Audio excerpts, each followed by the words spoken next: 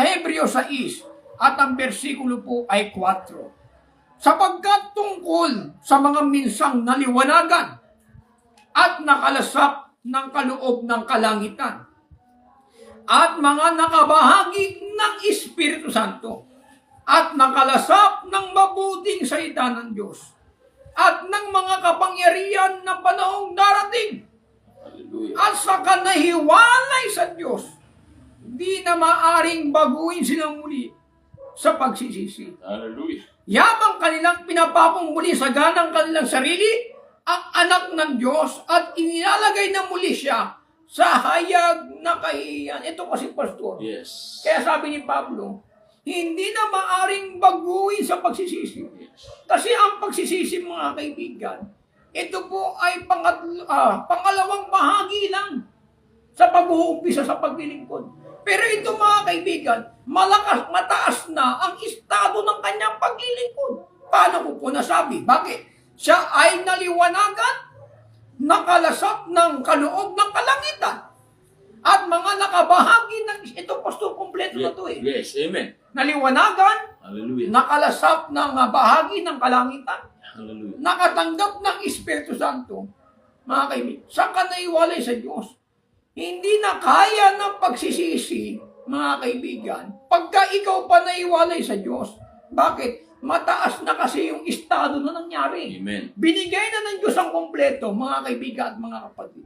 Ang pangunahing ating hakbang ng kaligtasan, mga kaibigan, yung ating pagsisisi sa ating nagawang kasalanan, mga kaibigan at mga kapatid. Meron ka ng Espiritu Santo, naliwanagan ka na, lahat na ibinigay na sa iyo ng Diyos.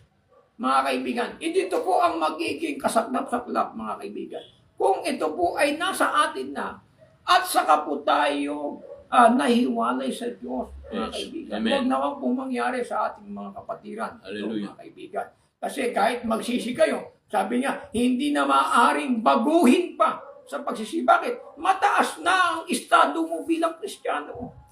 Nakatanggap ka na ng liwanag, nakabahagi ka na sa kaloob ng Espiritu Santo. Mga kaibigan, kumbaga sa isang Kristiyano, mature ka na.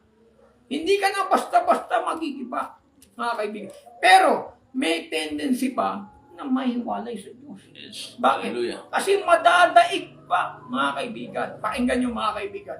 Ang pahayag ni Apostol Pedro sa 2 Pedro 2 at ang bersikulo po ay 21. Pakinggan po natin.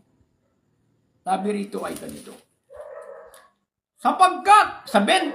Sapagkat kung pagkatapos na sila ay makatakas sa pagkahawa sa sanlibutan, sa pamamagitan ng pagkakilala sa Panginoon at tagapagligtas na Hesus Kristo, ay muling mahalubiluan at madaig niyaon, ay lalong sumasama ang huling kalagayan nila kaysa ng una. Hallelujah.